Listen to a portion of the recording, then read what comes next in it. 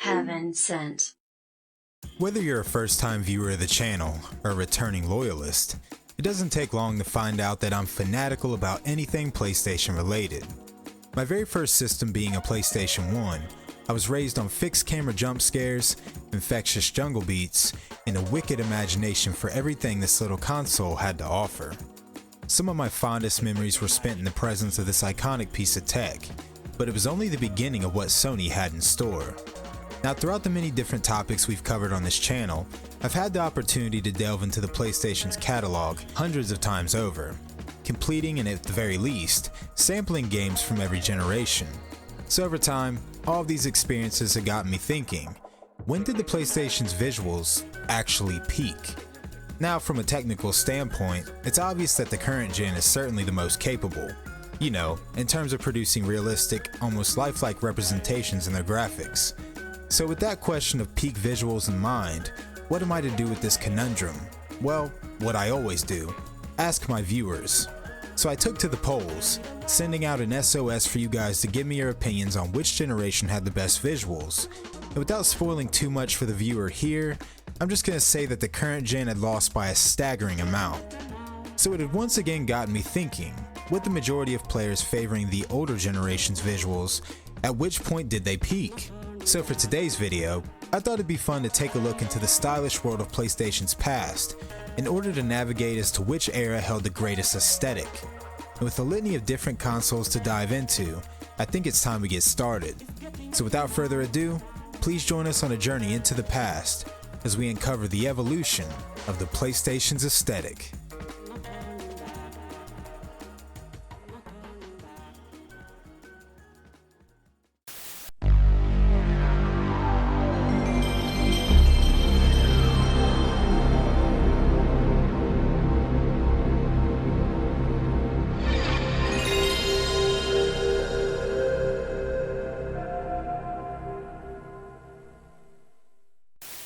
The PlayStation 1 had first released in Japan on December 3rd, 1994, followed by North America and Europe almost a year later in September of '95. Launching with the tagline of "Play has no limits," the PlayStation was aiming to break down the former expectations of at-home gaming. Following the 16-bit era of the Super Nintendo, Sony were intent on creating a more immersive experience in their games. While the 4th gen had certainly produced some beloved classics, the 5th gen was all about exploring the concept of freedom in gaming. Meaning rather than your typical side-scrolling platformer or 2D layout, three-dimensional worlds would now be coming into play.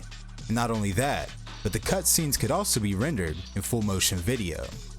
These two practices together are what truly made up the aesthetic of the PS1. And for those of you that remember firing up your copy of Resident Evil 2 for the very first time, will definitely know what I mean.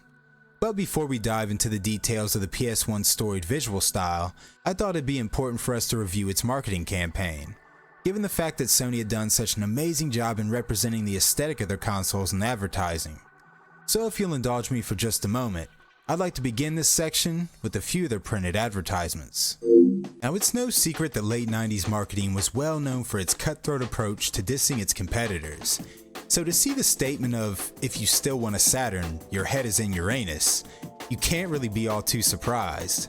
What makes this ad all the more disrespectful is the fact that they even copied the aesthetic of Sega's marketing campaign, used it against them, and still came out looking stylish as hell.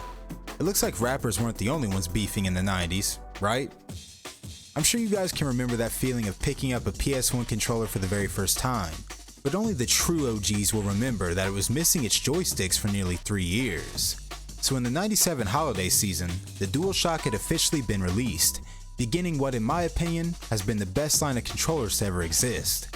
With the DS1 offering vibration, increased accuracy, and an overall more appealing design, I can only imagine the excitement of consumers upon seeing this ad right here.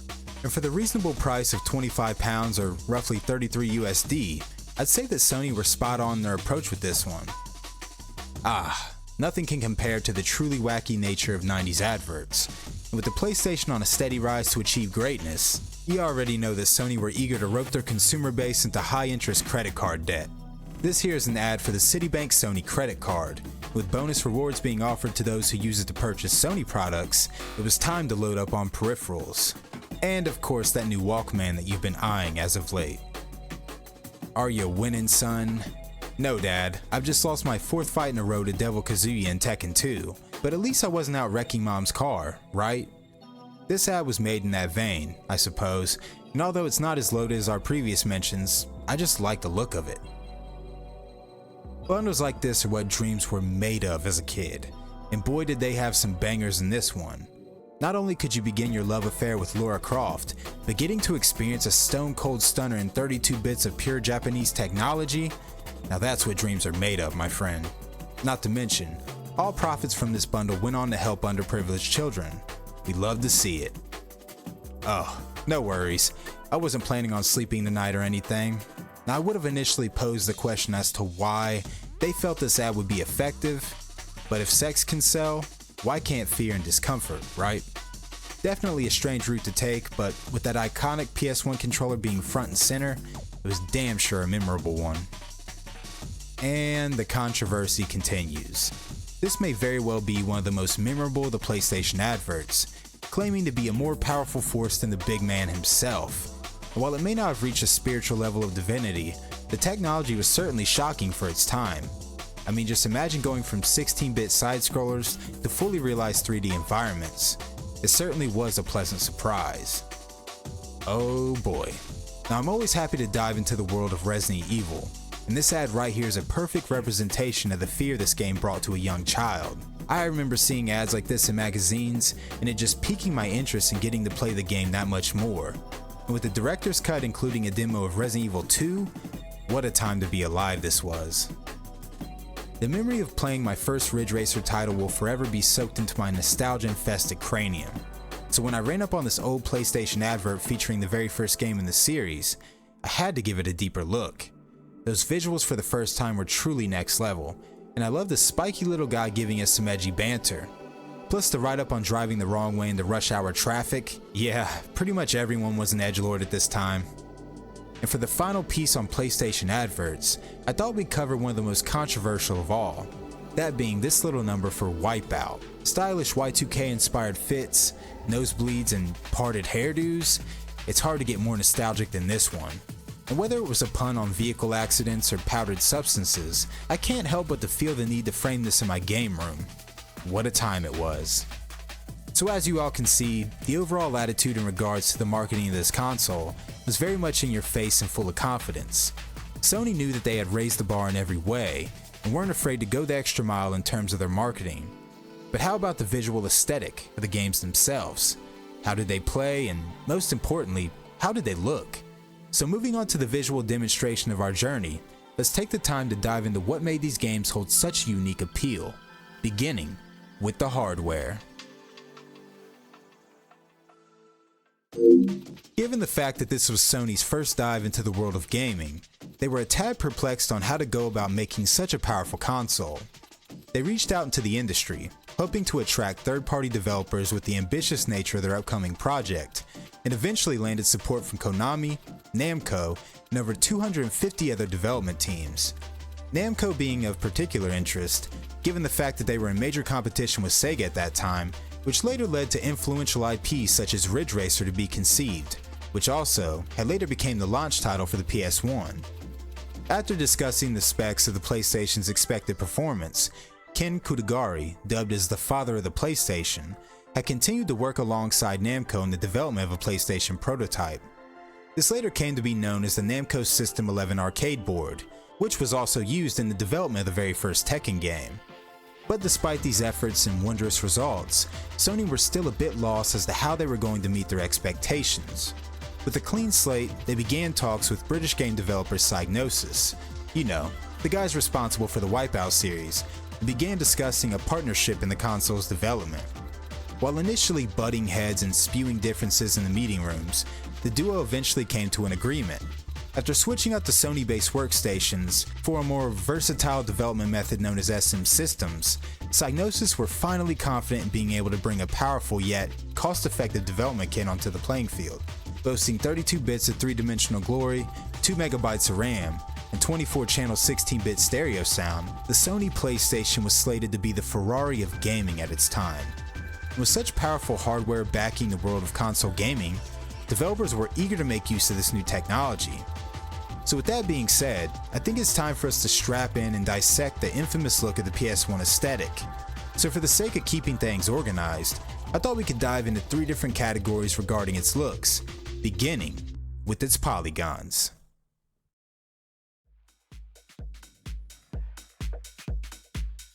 One of the most infamous characteristics of the PlayStation's visual style is in its use of 3D models with a low polygonal count. While the world of 3D gaming was in its infant stages at the time of the PlayStation's release, to see anything rendered in 3 dimensions had seemed like an act of wizardry. Now as time has spanned, and we've seen the advances of technology since, it's hard to look at renders such as these and regard them as next level. But even with the ability to create lifelike representations for gaming in present day, the PS1 aesthetic is still a highly sought after formula. The resurgence of jittery polygons, low-res textures, and dithering have all began to make their way back into the modern spaces in gaming, with developers such as Puppet Combo or Neognosis keeping this tradition alive. Even the new gen of gamer have began to appreciate its aesthetic.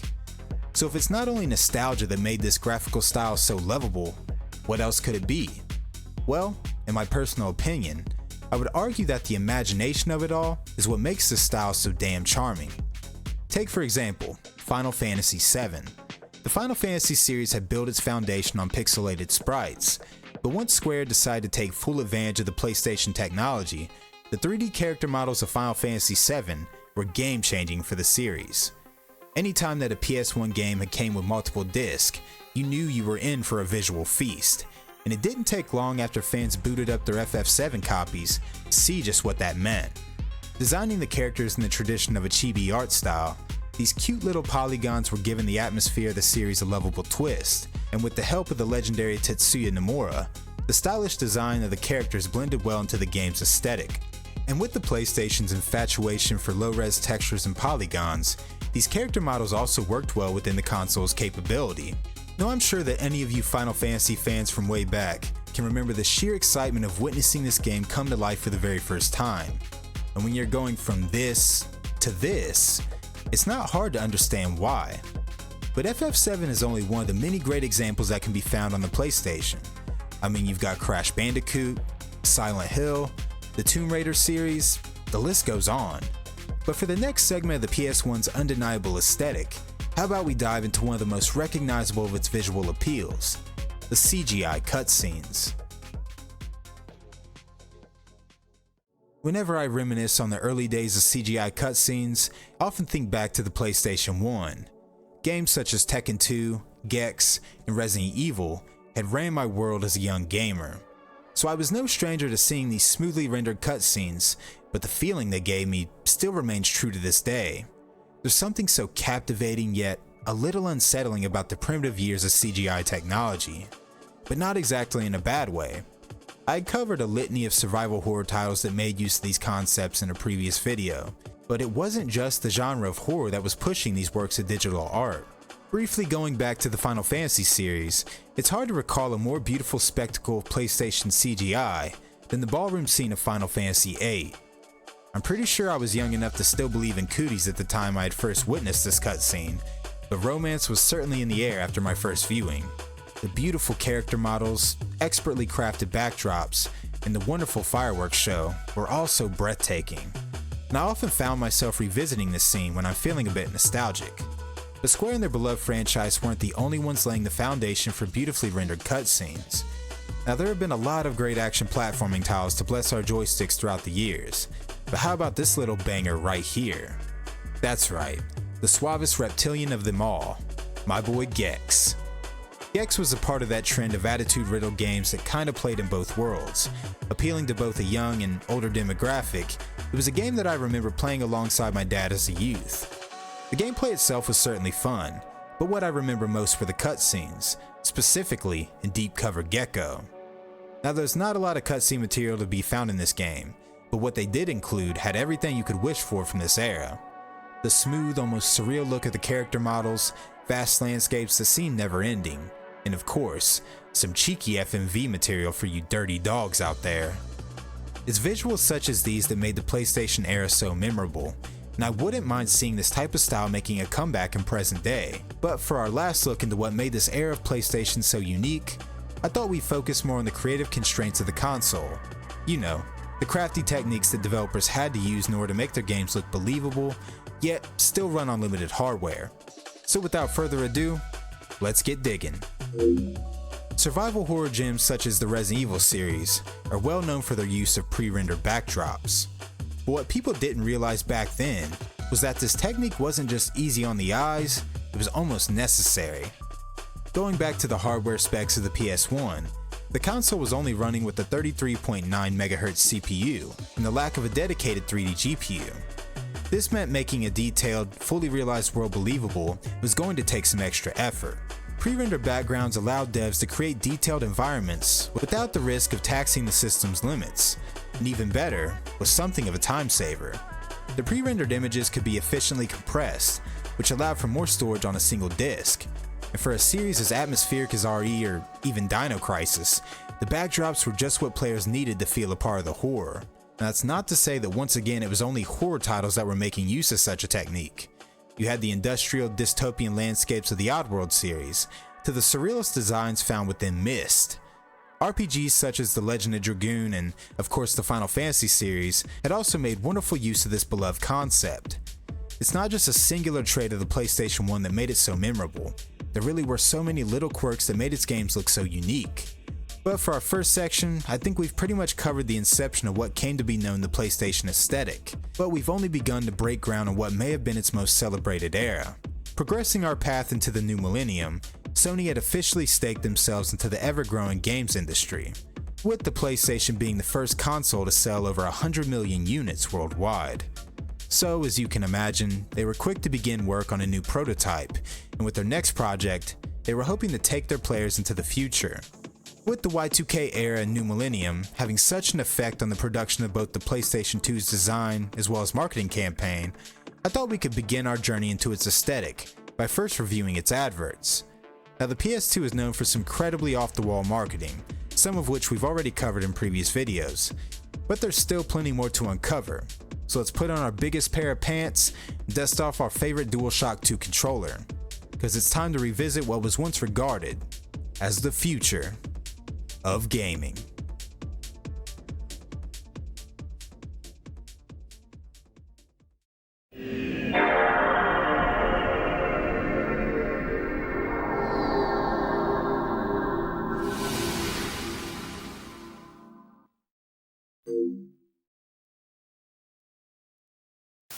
A couple of weeks prior to me creating this video, I took to the polls to ask you all of which era of PlayStation visuals were your favorite.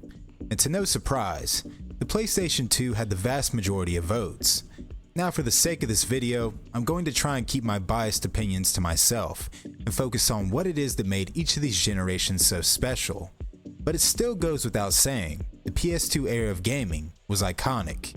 It all began in March of the year 2000. The PlayStation 2 had officially launched in Japan, and just a couple of months later to North America and Europe alike.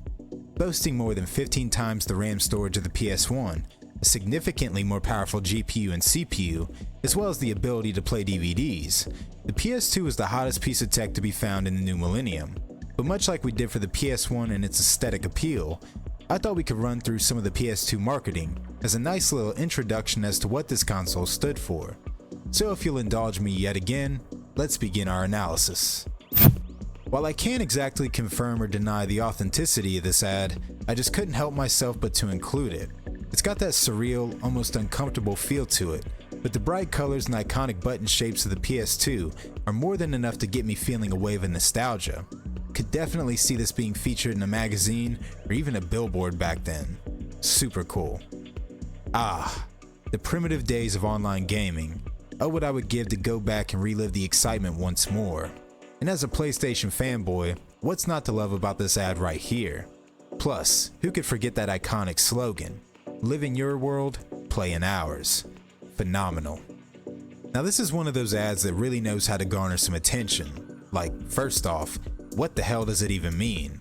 Well, given the fact that director David Lynch was the brainchild behind this marketing campaign in question, it kinda makes sense. With the PS2 being referred to as the third place, They were trying to convey this console as a unique social space, separate from our everyday lives, a place to interact with others and escape the everyday grind. But why the masked goons? Well, marketing is all about captivating the viewer. So I think that, alongside the button-shaped eye holes, easily makes it one of the more memorable adverts. But I digress. Now here's a game that you don't hear about every day, the Japan Studio classic, Aviko. This was a game that was steeped in the concept of trust and teamwork, so with the surreal nature of Sony's marketing, I don't think this ad could have been executed any more perfectly. As a matter of fact, I think it reinvigorated my interest to go back and finish this masterpiece. Bravo, Sony. Bravo. Now this is what I'm talking about. As a guy who spends most of his time living in the past, I can't help but to harp on how much I miss the creative freedom of the new millennium. And an ad such as this truly demands your attention. If I had to guess, it's a metaphorical representation that we can be anyone we so choose in the digital world, and what better way to break free than in the virtual landscapes of a PS2. But as for the guy who had apparently thrown up on himself down below, I don't think I'll be choosing his character. I have so many questions for this one. What kind of pants are those? Is this a man or a woman? And why does that apple look so damn delicious? I'm guessing this is another representation of the player's freedom to escape reality. Either way, it definitely got multiple reactions out of me. Gotta love how weird it is. Now this is one of the more tame concepts I've seen them dish out, but it's very effective in its message. With online gaming being a way to connect people of all walks of life, I thought this was an incredibly cool way to market the PS2's online capability. It's just crazy to think that even the most minimal of adverts spoke such volumes back then. These marketing geniuses of present day should take some notes. I mean, seriously. Now this is a game that I hold very near and dear to my heart. Twisted Metal was one of the very first series that I had ever fallen in love with on my PlayStation original. So getting to experience a game as edgy as this back in the early 2000s was everything a kid like me could have dreamed of. But this ad does an amazing job in conveying the dark nature of Twisted Metal Black, all the while carrying that beloved feel of the PS2 marketing style. Safe to say, they did their damn thing on this one. We love a good dose of weird here on the channel, and this one definitely satiates the appetite. Also, have you ever seen a more symmetrical face? If I had to decipher the message behind this one, it's that they were trying to convey the immersion of the PS2, meaning that you don't just play the game, you become a part of it. Pretty cool stuff. And last but definitely not least, we have a promotional poster from Electronics Boutique regarding the PS2's North American launch. The future of gaming arrives this fall with 128-bit graphics, 48-channel sound, and 32 megabytes of memory. If that didn't have you bricked up as a nerd back in the wonderful year of 2000, I really don't know what else could have. So it's without a doubt that the aesthetic of the PlayStation 2 marketing was steeped in surreal futurism. They wanted this console to epitomize everything the Y2K era of gaming had stood for, but in many ways, that same era was greatly defined by the works of Sony's second console. The visuals that were created by the PS2's next-gen hardware were something I found great interest in throughout my lifetime, so it's safe to assume that I will be doing a whole bunch of nerding out throughout this section of the video. But before I get too carried away, let's take a moment to reflect on just how powerful this machine truly was for its time.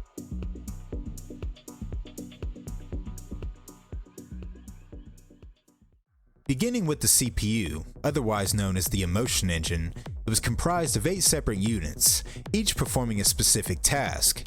The powerful processor was responsible in creating geometry calculations, physics simulation, as well as a plethora of other next-level features for its time.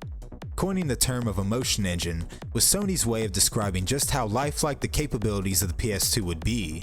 With facial animation becoming the next big thing in gaming at that time, Sony were at the forefront of setting the standard, with impressive titles such as Metal Gear Solid 2 or Silent Hill 2, boasting visuals that still hold up in present day.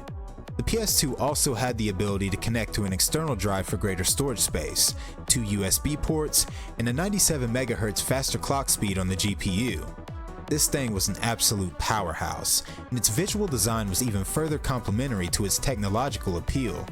Just having a quick glance at this little black box is enough to send me back in time, because I remember very well just how hyped this console truly was. The jump in performance is something that I would argue we haven't seen since. While the PS2 to PS3 had certainly shown some insane improvements, the PS1 to PS2 had felt like some kind of sorcery. Seeing games at this level of fidelity and frame rate felt so realistic at its time, especially when looking back on games such as Gran Turismo 3. But I really don't have to be the one to tell you guys just how impressive this beloved console was, and still is, since the majority of you guys are in favor of it. So on that note, how about we begin our deep dive into what made its visual aesthetic so damn memorable? And man, am I excited for this. So without further ado, let's get to it.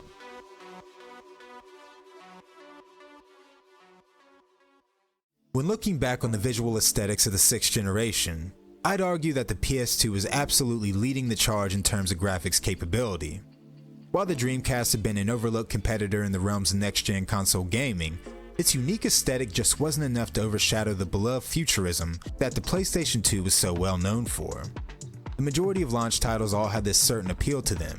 The character models would hold this wonderful mix of animated realism, almost like a detailed cartoon or a digital comic book. And looking back on launch titles such as SSX, Midnight Club, Time Splitters, these games all had a wonderful appeal to them right out of the gate. The character models and level design of SSX were next level for the genre of snowboarding, giving players a visual feast the whole way through. You couldn't help but to find yourself captivated by the jump in performance.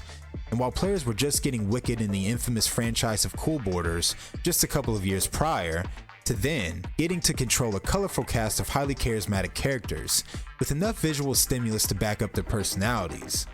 The powerful graphics made all the difference in selling the appeal of these next-gen titles. With better visuals came more exciting gameplay. But what was it that made these visual stylings so incredibly timeless after all these years? Like, why do we see younger generations of gamers praising visuals such as these, when the present-day hardware can achieve much greater fidelity? Well, in my opinion, there are a lot of reasons why, but for the sake of over-explaining, which is my specialty, I think the best way for us to fully understand the visual stylings of the PS2 would be to break down the look of the games by the feelings they deliver. I mean, it wasn't running on the emotion engine for no reason, right? Starting with the atmosphere of most PS2 titles, let's begin with one of the greatest I can recall, Metal Gear Solid 2. Now, if you guys can remember, I'd actually included the tanker mission of MGS2 in my Cozy Places in Gaming video, and it wasn't just for the cozy armpits of Olga Galukrovich either. The atmosphere of this game is something I haven't been able to shake in my 30-something odd years of gaming, and it makes its presence known right from the beginning. The sounds of the heavy rain on a cold April night, the stylish design of the characters and interiors, the lighting effects, just everything. It's an atmosphere that is so unique that it still feels the same for me to play, just as it did during my first playthrough over 20 years ago. And if it were done in any higher or lesser fidelity than that of the PS2's capability, I just don't think it would hit the same. But there's also plenty of PS2 titles that held their weight in graphical capabilities over the years, especially in the realms of the racing genre. Gran Turismo 4 often comes up in the conversation of games that have aged like a fine wine, and a quick look at its gameplay is enough to see why. The reflections, particle effects, and realistic lighting all made this entry one of Polyphony's greatest achievements. I mean, having a game look this impressive on a 480p console is honestly mind-boggling. And even though it definitely holds up to present-day standards, it still can't escape that 6th gen look of the PS2 hardware. That's certainly not a bad thing.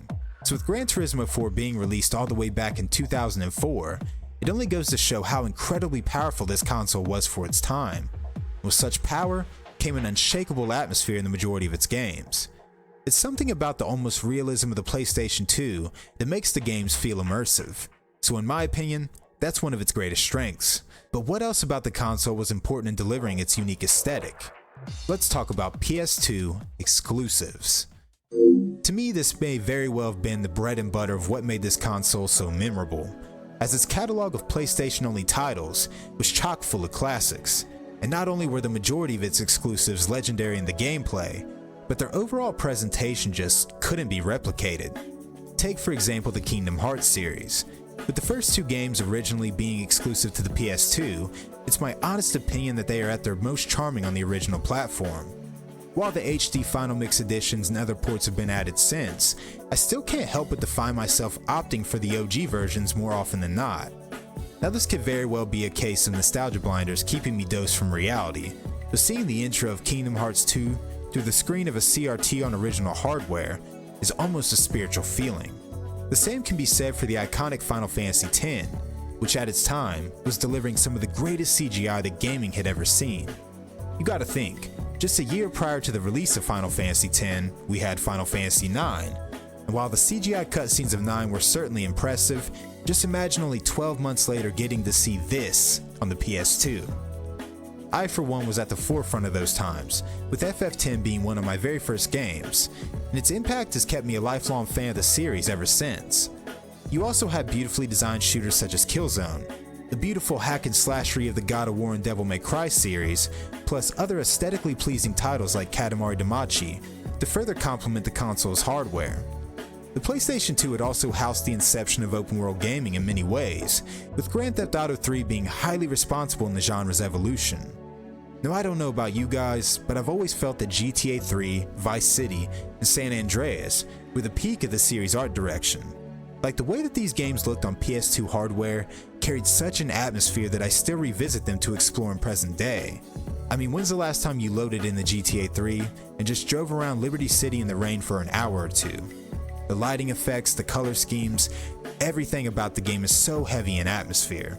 But when you switch over to the definitive edition, it just throws off the entire vibe of the game, even with the recent patching. Now I've done my best to put this all into words, but the aesthetic of the PS2 and its lasting mark on gaming is just something that seems to be understood by those that were there for it. It was without a doubt a major player in making the 6th gen of consoles one of the most memorable, and I just can't say enough about it. I owe a lot to the PlayStation 2 and growing my love for gaming into what it's become today, so there's no doubt that it will always play a special role in the content that I make. But we've still got more to cover here in the history of the PlayStation's evolution, and this next gen is almost as iconic to me as the one we just covered. But since you guys already know the drill, let's get to cooking in round 3 of our aesthetic analysis.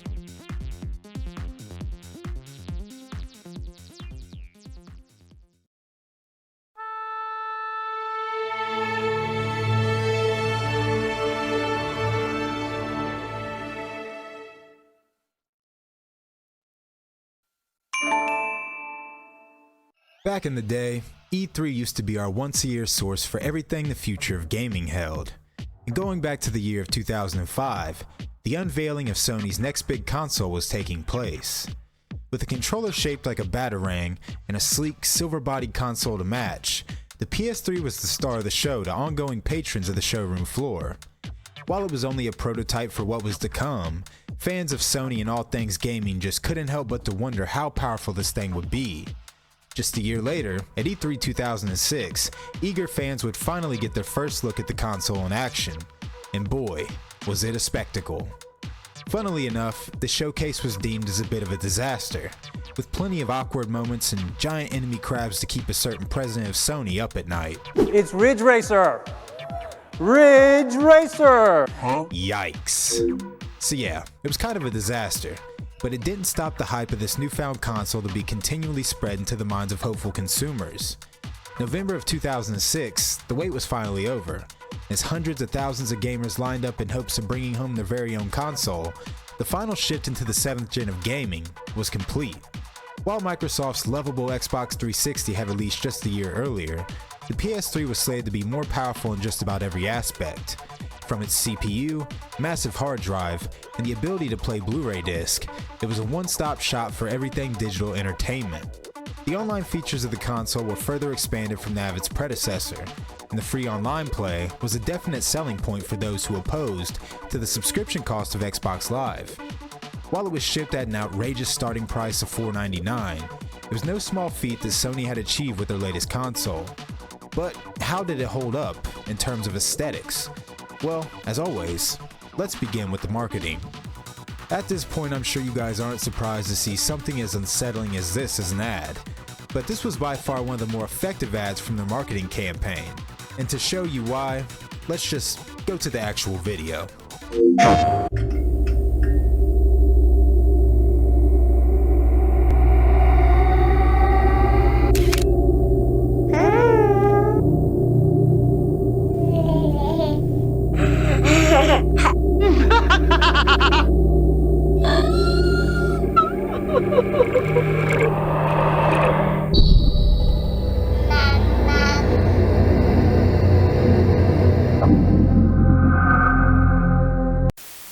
Yeah, this was sure to give just about anyone nightmares back then. But what better way to make someone remember your product than by sprinkling a little bit of trauma in your ad? On to the next. The DualShock 3. In many ways, this is my personal favorite controller from Sony. It was sleek, responsive, and light as hell, plus its motion controlled features were super engaging at its time. The 6-axis was also pretty well known for having a pretty lengthy battery life, which I can attest to, considering I play my PS3 a lot. So yeah, I really like this ad. The good old sex sells routine never gets old in the boardroom, or in the bedroom for that matter, but this was a pretty cheeky way to advertise both one of the greatest PS3 exclusives, as well as the console's online capability. Gotta love that slogan as well. It only does everything. Classic. Now here we go. I love the futuristic side of Sony's marketing so much. They just weren't afraid to get weird. In the vein of new tech, I find this advert to be a classic. The Play Beyond campaign is certainly one of the most famous from the PS3 era, and this ad right here really takes that Sony edge in a stylish direction, making a statement about how there's a new king in town. Now that's what I call a power play. Rock, paper, scissors never looked so good, or painful. But with fingers like those, I'd probably pack on some gloves for my next gaming sesh. Either way, I love the sentiment of this one, showing that the PS3 was looking to take its gameplay to a whole new level. Pretty sweet. Much in the vein of the last ad, this one leaves a lot to the imagination. However, I'm a bit of a sucker for dystopian-esque architecture and surreal imagery, so I really found this one to be frame-worthy. If only I could grab myself a physical print. That'd be real nice. Look at this sexy little piece of hardware. Hachi machi. I just don't think the design of the launch PS3 can ever be topped in terms of visual appeal. That glossy black shell and the chrome accents will forever make it my favorite in terms of looks. And this ad did an amazing job in showcasing the style and beauty of this wonderful console. I just love it, man. And lastly, I thought we could take a look at the back of a launch PS3 box. I have fond memories of the days I would finally get my hands on a new console. I would typically just sit in the car, examining the back of the box for all the games I couldn't wait to play. Unfortunately though, the starting lineup for the PS3 was notoriously bare, so there's nowhere near as much eye candy as, say, the PS2 box had provided us. But either way, I always love to examine old packaging, and this one is certainly nostalgic. So there seems to be a common theme with the majority of PlayStation advertising. It's weird as hell. But regardless, I still feel that each generation has its own special flair to it, you know? So when it came down to the selling points of the console, there was a whole bunch of talk on how powerful the system was going to be, mostly in part to its cell processor and reality synthesizer GPU. I know, right? First a motion engine, now reality synthesizer. They were really getting crafty with the branding, but they weren't too far off, as the PS3 visuals were certainly something to look at. While the PS2 era visuals were teetering the lines between animation and realism, the PS3 kind of fine-tuned these previous visuals and showcased them in high definition. HD televisions were beginning to take over the market at this time, so those good old-fashioned CRTs that we've grown to appreciate were no longer going to cut it. Players wanted their visuals to be crystal clear, without the trouble of any scan lines or troublesome flickering. Psh, elitist. But anyways, the jump in output quality was definitely amazing to witness, and the games were looking crispier than ever before. But what I really love about the look of the PS3's visuals is that it still retains that imaginative atmosphere. Take for example one of my favorite games to play on the console, Dark Sector. As you can see, the visuals are pretty impressive. Decent textures, ambient lighting, and plenty of blood and guts to make your stomach turn. When really looking back on the visual quality of the PS3 compared to the PS2, it's certainly a noticeable jump, but it doesn't take things too far. Granted, I'm sure that they were doing everything they could to make these games run as visually stunning as possible. Like, if they were able to achieve lifelike graphics at that time, they probably would have went for it. But there's still a certain feel to a PS3 game, and it can be found through a number of different characteristics. So first off, let's talk about the color grading, or as I like to call it, the brown era. The brown era of gaming was a very confusing time in retrospect, with a lot of developers aiming to achieve this gritty realism type of look in their games. They toned down the saturation levels, added some bloom, and made everything look like it was covered in a film of sludge. and it was just about every game from the year of 2005 to 2009 that were making use of this practice. Now, this wasn't a PlayStation exclusive aesthetic per se. There were plenty of browned down offerings on the 360 as well, most notably Gears of War. But for games such as Metal Gear Solid 4, Resident Evil 5, or Killzone 2, we were able to get a first-hand look at these techniques in action. Now, a lot of people may wonder if there was a technical reason behind this practice, like a visual trick of sorts. Well, in many ways, you could argue this. You see, the aesthetic itself at first began in the 6th generation, with games such as Resident Evil 4 or Shadow of the Colossus. The practice of color grading and bloom at that time were quite effective in hiding blemishes in the game's rendering. Much like dithering had played a part in earlier generations, but the tech was a quite bit more advanced on the 7th gen. So was it really necessary? Well, probably not, as it seemed to be more of a design choice than anything. The 7th gen was a sign of the times. With many people growing up on the PS1 and PS2, they were now full-grown adults looking for a grown-up experience. With the majority of games from the 7th gen packing a darker atmosphere and mature subject matter, this color palette just seemed to fit their agenda. But that wasn't the only thing that stood out. Going back to the category of console exclusives, the PS3 had a very special roster. While development for the console was notoriously difficult for devs looking to expand their game to multiple platforms, for those who decided to focus their attention on the PS3 solely, they found that they had a lot of wiggle room to work with. The cell processor of the PlayStation 3 was a highly capable piece of tech, and when utilized correctly, it resulted in some of the greatest looking games of that generation. Take for example the Uncharted series. Just looking back on these graphics, it really blows my mind how much this series still holds up. I mean, the lighting effects, facial animations, even the subtle feature of Mr. Drake catching his breath in between sprints. This series was a wonderful example on how far developers had come since the beginning of the PS3's launch, and just how the series continued to up the ante visually as it went on. Now, how about God of War 3? This was a game that I had picked up and completed on the same day of its launch, and trust me, it wasn't just the gameplay that kept me hooked. These visuals were honestly some of the best I had ever seen, and if you ask me, this game was quite possibly the peak of the series. With the PlayStation 3 being a console that was just powerful enough to deliver incredible visuals, without crossing over to the category of realism, it really made these games seem like a heightened version of the PS2, which in theory is exactly what it should have been.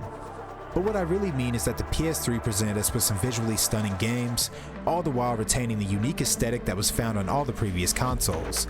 I guess what I like so much about retro gaming is that you can visually pick up on the work that went into making these games so convincing on limited resources. Nowadays, we're just playing games on what would have been considered supercomputers back at that time, and the hyper-realism that is found in most modern titles really takes away from the overall appeal of most games to me, at least in my opinion. That's not to say that the PS3 wasn't doing an impressive job.